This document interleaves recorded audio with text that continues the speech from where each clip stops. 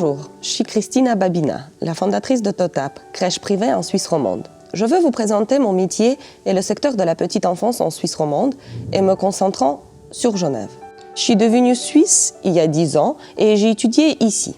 Mon master a porté sur le sujet de la petite enfance en Suisse romande. Mon travail a gagné un prix et je suis reconnaissante à mon université. Je constatais la différence entre les régions francophones et alémaniques en termes de places pour les enfants et les services. J'ai voulu améliorer les services en Suisse romande. Selon une récente étude de l'UNICEF, la Suisse est l'un des pires systèmes d'accueil de l'enfance au monde et classe 38e sur 41 des pays les plus riches du monde. Des critères comme l'accessibilité, le nombre de places disponibles et le coût pour les parents sont utilisés dans cette étude. De plus, le fédéralisme crée une inégalité car les enfants ne bénéficient pas du même encadrement en fonction de leur lieu de résidence. Cette situation a des répercussions sur les carrières et les retraites des parents. La situation à Genève est particulièrement préoccupante car il manque entre 1500 et 3000 places. Cela pose problème aux familles avec des parents travaillant les deux et aux familles monoparentales. Les femmes abandonnent souvent leur carrière pour s'occuper des enfants dans 60% des cas. J'ai voulu créer des structures d'accueil pour les familles des différentes cultures, notamment les expatriés, en offrant des crèches bilingues en français et anglais. Pour ouvrir une crèche, il fallait respecter beaucoup de directives. Je peux comprendre tout à fait que quand on travaille avec les enfants, il faut que les enfants seront pris en charge d'une manière sécure pour eux et pour les employés qui travaillent et aussi pour qu'ils puissent apprendre de manière bienveillante. J'ai étudié les différentes directives. On peut constater aussi qu'en Suisse, chaque canton a ses propres directives qui ne facilitent pas la tâche de développement de plusieurs structures en même temps ou dans les différents cantons suite à ces différentes demandes de part de l'administration. À Genève, la population change constamment. En raison des familles expatriées, ce qui crée une demande pour des solutions de garde d'enfants immédiates. Cependant, il y a une manque considérable de places en crèche. Après une longue bataille administrative, j'ai finalement ouvert ma première crèche à Petit-Lancy, offrant des salaires légèrement inférieurs à ceux du secteur public, mais avec d'autres avantages, tels que la flexibilité, des rabais sur les places en crèche pour les employés, des téléphones avec des contrats d'entreprise, l'accès à des salles de sport et une salle de pause pour les employés avec des budgets pour les snacks, les sorties et les projets internes. Grâce à cela, nous avons rapidement recruté des équipes motivées. Bonjour, je m'appelle Katia, je suis éducatrice de l'enfance, je travaille chez Totap depuis mi-février sur un groupe d'enfants de 1 à 2 ans, donc les trotteurs. La raison pour laquelle j'ai choisi de travailler chez Totap, c'est les projets qui sont développés sur ce groupe, notamment le fait qu'elle propose 2 langues, le français et l'anglais, et aussi plein d'autres projets comme le fait de pouvoir sortir les enfants de façon très régulière, le fait de pouvoir jardiner avec eux, aller à l'extérieur le plus régulièrement possible et bien d'autres encore, mais surtout le fait de pouvoir nous aussi amener notre contribution par les projets que nous souhaitons proposer et développer, voire développer. Je m'appelle Délénie, j'ai 29 ans, je suis assistante socio-éducative chez Totap depuis bientôt 3 ans maintenant. Et aussi maman d'un petit garçon qui s'appelle Alan et qui a 3 ans. Totap me permet de pouvoir garder mon enfant, ce qui est une chance incroyable en tant que parent. Du coup, il est dans le groupe des grands et puis tout se passe très très bien. Donc voilà, c'est vraiment un avantage que nous avons chez Totap, car dans les autres crèches, c'est pas toujours autorisé d'avoir son enfant à proximité. Donc voilà, je suis très heureuse chez Totap et je suis très épanouie. Nos employés restent longtemps chez Totap, témoignant du respect des conditions de travail et de bien-être des employés chez Totap. Après notre ouverture il y a 5 ans, nous avons reçu des contrôles de l'administration. Pendant la pandémie, nous sommes restés ouverts et nous avons accueilli les enfants des travailleurs essentiels. Nous avons ensuite été invités à signer la Convention de travail public. alignant les conditions de travail de nos employés sur celles du secteur public. Les crèches privées ne reçoivent pas de subventions, contrairement aux crèches publiques. Cependant, le coût d'une place en crèche à Genève varie de 38 000 à 42 000 francs par an. Les parents des crèches publiques payent moins grâce aux subventions accordées par la commune, le canton et la confédération. Outre les prestations de garde, TOTAP a des coûts pour ses services particuliers qui consultent sa marge.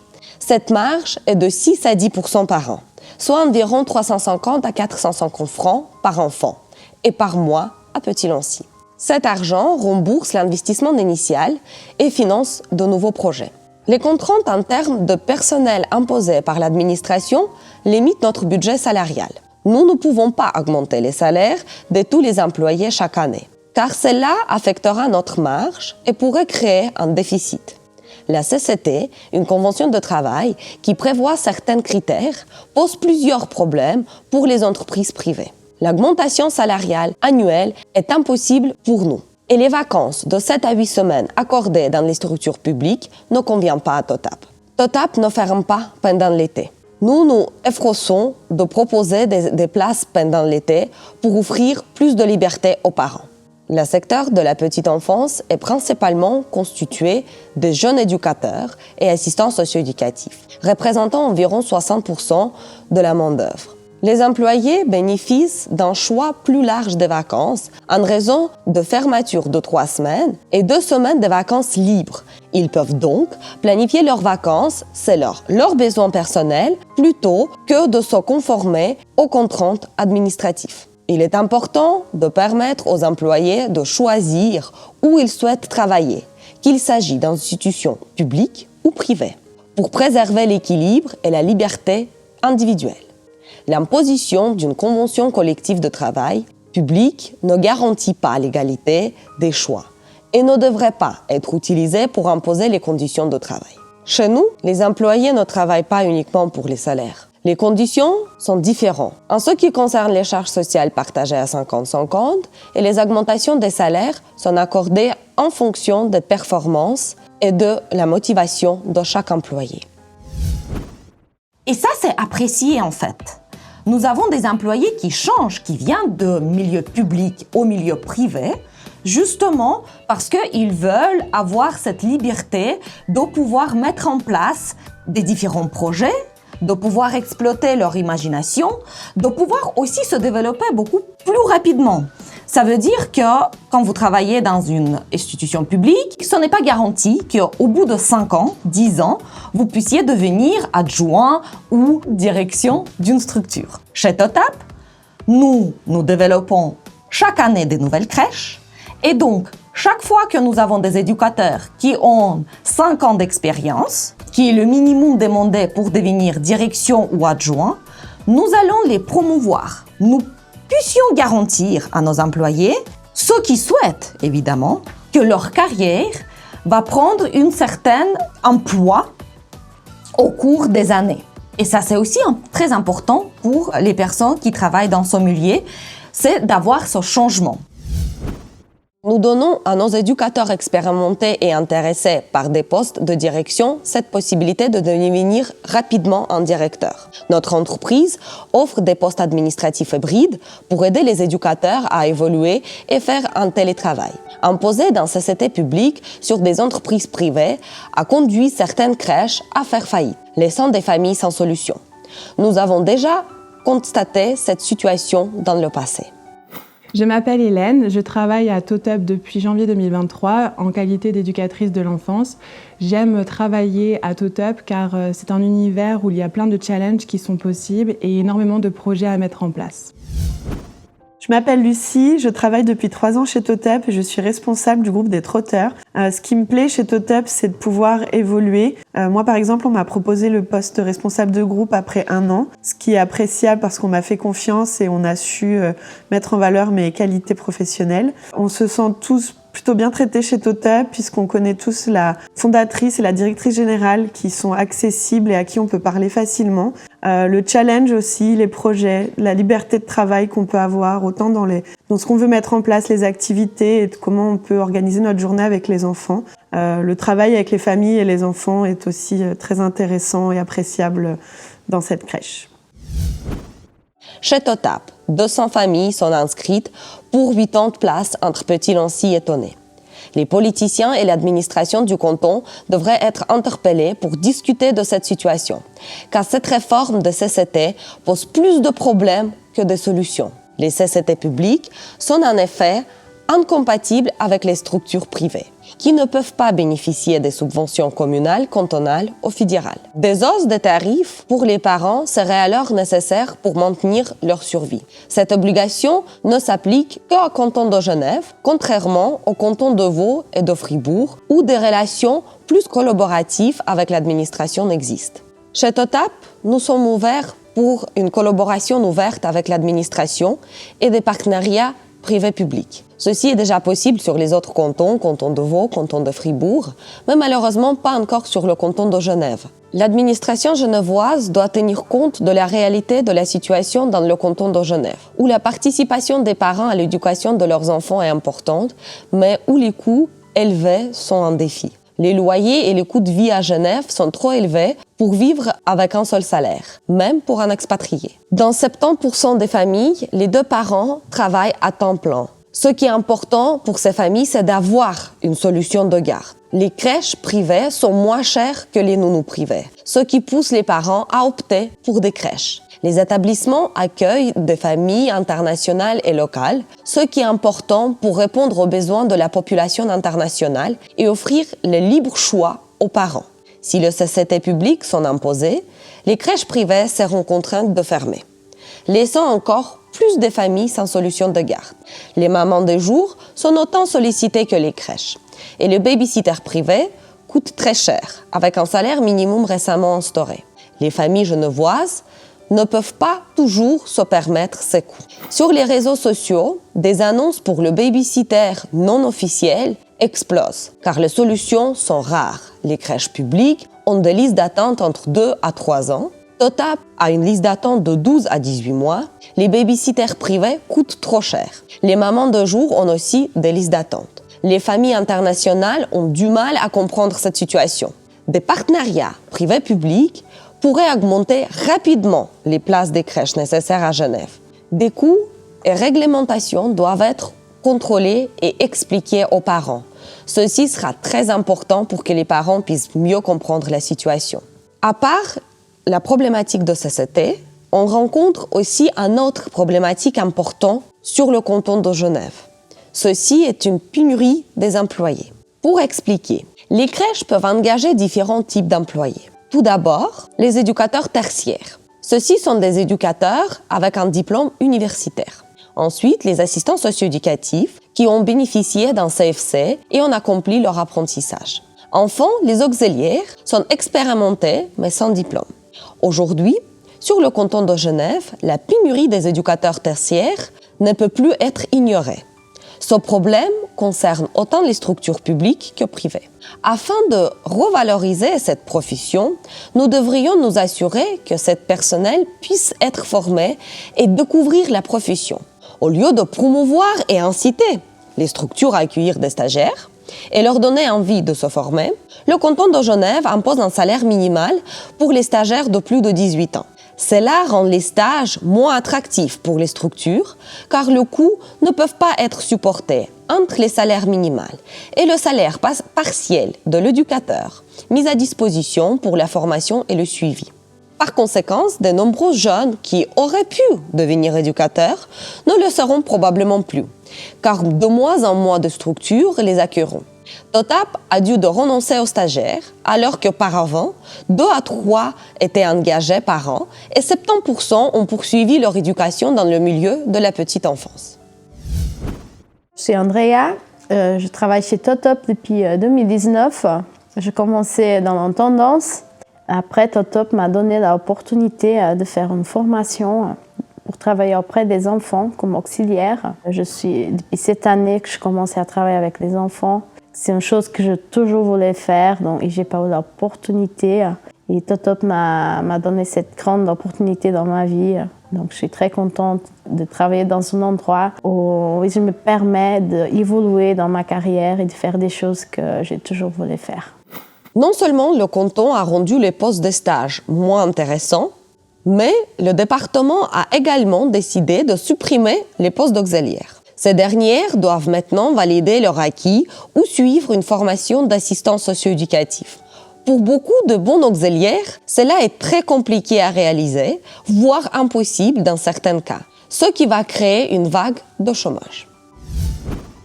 Enfin, le SASAG, Administration responsable des structures de la petite enfance, exige que les assistants socio-éducatifs soient contrôlés toutes les 30 minutes s'ils travaillent seuls avec un groupe d'enfants. Cela dévaloriser également le métier d'assistant socio-éducatif et de cette demande est impossible à réaliser sur le terrain. Pour conclure, le dernier changement des directives imposées par le SASAG sont non seulement incompréhensibles, mais également contre-productifs par rapport à la réalité du terrain. La principale problématique sur le canton de Genève, c'est réellement la pénurie d'éducatrices tertiaires diplômées. Malheureusement, cela survient probablement par un manque d'intérêt pour la profession ou alors des personnes qui se forment et qui finalement ne souhaitent plus travailler dans le domaine ou qui s'arrêtent pour des raisons de maternité. S'ajoute à cela la non-reconnaissance du personnel éducatif secondaire, donc les assistantes socio-éducatives qui ont pourtant un certificat de capacité au niveau cantonal, qui malheureusement n'ont pas le droit d'assumer un groupe d'enfants seuls, même dans l'institution, entourés par des professionnels. Elles doivent toujours être secondées par une éducatrice diplômée. Même pour aller dehors et sortir en balade, elles ne peuvent pas aller dehors avec par exemple un personnel auxiliaire ou une stagiaire, même si elles ont très peu d'enfants avec elles. Ça, c'est vraiment très très problématique parce qu'au niveau de l'organisation, ça ajoute une difficulté supplémentaire par rapport à l'organisation des horaires pour le personnel éducatif diplômé, qui devrait soit travailler sur une plage horaire étendue durant toute la journée avec un coupé au milieu qui est vraiment pas pratique, ou alors faire que des ouvertures du matin ou des fermetures du soir. Et on devrait chevaucher du coup des pourcentages davantage de ce qu'on aurait besoin, ce qui financièrement est très très compliqué pour une institution privée. La problématique qu'on rencontre également, c'est pour tout le personnel auxiliaire, c'est-à-dire un personnel qui a un diplôme étranger ou qui n'est pas encore reconnu en Suisse. Pour ces personnes-là, c'est très compliqué parce qu'elles ont souvent de grandes connaissances et de grandes aptitudes professionnelles. Ce sont des personnes très qualifiées sur le terrain, mais malheureusement pour des questions administratives, nous ne pouvons pas les engager car sans la reconnaissance du CEFRI à Berne qui prend entre 6 à 9 mois, ces personnes ne peuvent malheureusement pas travailler en crèche, faute de contrôle auquel nous sommes soumis de manière très régulière et rigoureux. Et malheureusement, nous n'avons pas droit à des dérogations pour engager ces gens avant que les diplômes soient reconnus. Alors qu'encore une fois, elles ont souvent de très grandes compétences et surtout une grande expérience professionnelle dans leur pays. Là aussi, nous sommes confrontés à une difficulté, c'est que nous demandons du soutien et de l'aide au niveau administratif et au niveau cantonal, aide que malheureusement nous n'avons pas et soutien que nous n'avons pas car c'est de l'ordre du CEFRI à Berne et ces personnes du coup ne peuvent pas nous donner de réponse claire. Donc même quand on demande une dérogation pour pouvoir engager ces gens dans l'intervalle qu'ils reçoivent une reconnaissance de Berne, nous n'avons pas une réponse oui ou non très claire et cela nous met dans l'embarras car effectivement il y a un manque clairement de personnel éducatif et de gens qui sont intéressés à travailler en crèche et du coup nous devons réorganiser et des fois engager des gens pour un court laps de temps, ce qui provoque du changement de personnel très fréquent auprès des enfants qui est clairement pas du tout adéquat et agréable, ni pour nous, ni pour les enfants, ni pour les familles. Aucun autre canton suisse n'exige cela. De plus, d'autres cantons, tels que Vaud ou Fribourg, assouplissent actuellement leurs directives pour aider les structures à s'adapter et rester opérationnelles. La pénurie d'éducateurs d'aujourd'hui sera celle d'assistants socio-éducatifs demain à Genève. Les professionnels sont beaucoup trop suivis et contrôlés, ce qui décourage les candidats. Les métiers sont différents, mais ne devraient pas être séparés. Il faut que l'administration soit ouverte pour dialoguer avec les structures, pour trouver des solutions flexibles, respectant les normes et la sécurité des enfants. Par cette vidéo, je fais appel à l'administration, aux politiciens et aux communes, afin de créer une table ronde où nous puissions tous ensemble discuter et trouver des solutions viables et durables pour tous les acteurs de la petite enfance. Enfin, j'aimerais m'adresser aux parents qui font confiance à TOTAP et aux enfants qui fréquentent nos établissements. Tant que je le pourrai, je continuerai à défendre vos intérêts. TOTAP existe sur le canton de Genève et nous continuerons à offrir une qualité d'accueil excellente et bienveillante pour vos enfants. Je tiens à vous rassurer, nous continuerons à nous battre pour notre existence sur le canton de Genève. Je m'engage personnellement à continuer d'ouvrir des places dans des crèches privées ou semi-privées si nous obtenions les soutiens d'autres communes du canton de Genève. Je vous remercie pour votre attention.